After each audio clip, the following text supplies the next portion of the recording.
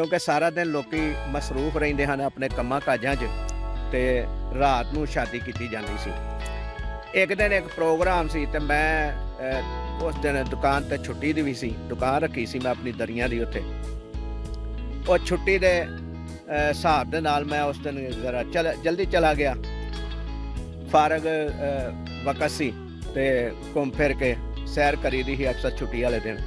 ਤੇ ਸ਼ਾਦੀ ਹਾਲਤ ਜਦੋਂ ਵਾਪਸ ਜਲਦੀ ਚਲਾ ਗਿਆ ਤੇ ਜਿਹੜਾ ਅਸੀਂ ਸ਼ਾਦੀ ਜਿਨ੍ਹਾਂ ਦੀ ਬੱਚੀ ਦੀ ਸ਼ਾਦੀ ਸੀ, ਬੱਚੀ ਦਾ ਵਾਲਦ ਮੇਰੇ ਕੋਲ ਦਫ਼ਤਰ ਵਿੱਚ ਆਇਆ ਤੇ ਮੇਰੇ ਅੱਗੇ ਹੱਥ ਜੋੜ ਕੇ ਮੈਨੂੰ ਕਹਿੰਦਾ ਕਿ ਯਾਰ ਇੱਥੇ ਸਾਡਾ ਸ਼ਰੀਕਾ ਬੜਾ ਸਖਤ ਹੈ, ਸਾਡੇ ਰਿਸ਼ਤੇਦਾਰ ਜਿਹੜੇ ਨਾ ਬੜੇ ਸਖਤ ਨੇ ਔਰ ਉਹਨਾਂ ਦੀ ਹਰ ਮੁਮਕਿਨ ਕੋਸ਼ਿਸ਼ ਹੋਣੀ ਹੈ ਕਿ ਉਹ ਕੋਈ ਨਾ ਕੋਈ ਮਸਲਾ ਪੈਦਾ ਕਰਨ ਤੇ ਲਿਹਾਜ਼ਾ ਮੇਰੀ ਇੱਜ਼ਤ ਵੱਲ ਵੇਖਿਆ ਜੇ ਕਿ ਕੋਈ ਮਸਲਾ ਨਾ ਪੈਦਾ ਹੋਣ ਦਿਆ ਜੇ ਤੇ ਮੈਂ ਰੱਖਣਾ ਔਰ ਤਵੱਜੋ ਵੀ ਸੀ। ਮੈਂ ਦੇਖਿਆ ਕਿ ਮੇਰੇ ਕੋਲ ਨਾ ਇੱਕ ਬੰਦਾ ਖੜਿਆ ਰਹਿ ਗਿਆ ਔਰ ਖਾਣਾ ਸ਼ੁਰੂ ਹੋ ਗਿਆ। ਜਿਸ ਵਕਤ ਉਸ ਵਕਤ ਦੀ ਮੈਂ ਗੱਲ ਸੁਣਾ ਰਿਹਾ ਤੇ ਉਹਨੂੰ ਮੈਂ ਪੁੱਛਿਆ ਕਿ भाईजान क्या बात है, तो उन्हें अगों बेख्तियार कहा भाईजान यहाँ पे तो खाना ही नहीं मिल रहा, क्या करें। मैं सोचा कि वो बंदे ने जी गल की लगता है हो सकता है ये भी उस नीयत का बंदा हो कि इन्हें कोई लुच तलना हो। मैं उन्होंने कोलों प्लेट दे दी अलमारी के विचों कढ़ के ना, मैं भाई साहब ए प्लेट लवो तुसी ते खाना खाओ। वो प्लेट फड़ के ना फिर खलो रहा। फिर मैं उन्होंने पूछा दोबारा कि भाईजान आप क्या हुआ है, खाना क्यों नहीं खा रहे आप, खाना मिल ही नहीं रहा, कहाँ से खाएं। वो मैं फिर वो बुरजी को खाना भी पवा दिता, हालांकि उत्थे असूल नहीं सी कि बुरजी को कोई खाना लवे। बुरजी परातां च खाना पा के दिंदा सी ते मैं बुरजी नूं कहा यार इन्हां ना खाना पा दिओ। बुरजी ने खाना पा दिता। फिर वो खाना लैके उत्थे ना बिरयानी ज़्यादा बछीए दी ना पकदी सी, उहनूं ज़्यादा अच्छी डिश समझिया जाता सी उस वक्त। हुण दा तो पता नहीं, हो सकदा हुण होर कई डिशां बन गईयां होण जिस वक्त दी मैं गल सुना रहा। ते वो जनाब वो फिर खड़ा रहा तो मैं उन्हें पूछा हुण की होया, खाना नहीं खाते पे।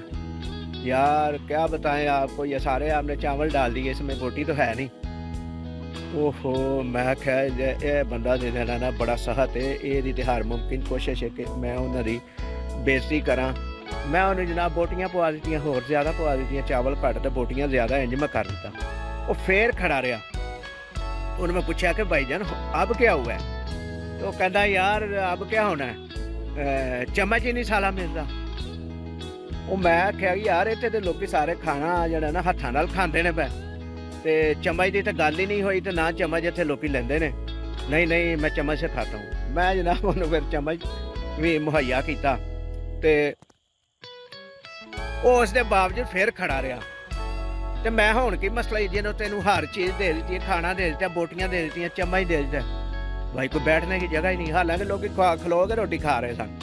तो मैं फिर उन्होंने अपने वाली कुर्सी दी तो मैं अंदाज़ा लाया कि वो बंदे ने जोड़े हथ जोड़े हैं ना शुरू जी कि मेरी इज्जत का ख्याल रखा जे।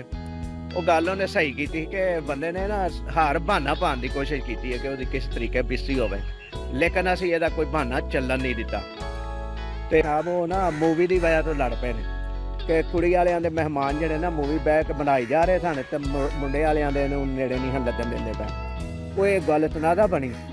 असी फिर उस वक्त जिहड़ी इंतजामिया सी सरकारी उन्होंने बुला के उहदी मदाहत दे नाल लड़ाई खत्म कराई, लेकिन उसका रिजल्ट ये निकलिया कि बच्ची वस ना सकी। बच्ची अपने घर चली गई और लड़का अपने घर चला गया। बड़ी कोशिश करने के बावजूद उन्होंने सुलह ना हुई। इन्ना कुछ करने के बावजूद तो दोस्तों ये माहौल उत्थे भी चलता जे, इस हाल ही साडे इलाके च नहीं जे। तो हालांकि रिश्तेदारियां करन दा ते मकसद ये वे ना कि एक दूजे की इज्जत का ख्याल रखा जाए, एक दूजे की इज्जत भाईवाल बनीए। लेकिन साडे जे हो सकता इंसानियत मुक गई जे साडे मुआशरे दे विच, ते जिहड़े इस तरह के हालात पैदा हो जाते हैं। दोस्तों इस इन्हां गल्लां दे उत्ते सोचिया जे जरूर है और कमेंट सैक्शन में एक कमेंट लाजमी दिया जे। जिउंदे रहो वसदे रहो, अल्लाह नहीं कहता। कवे बड़े बोलते जे पे, इन्हां दी आवाज़ भी तुसीं सुन लवो।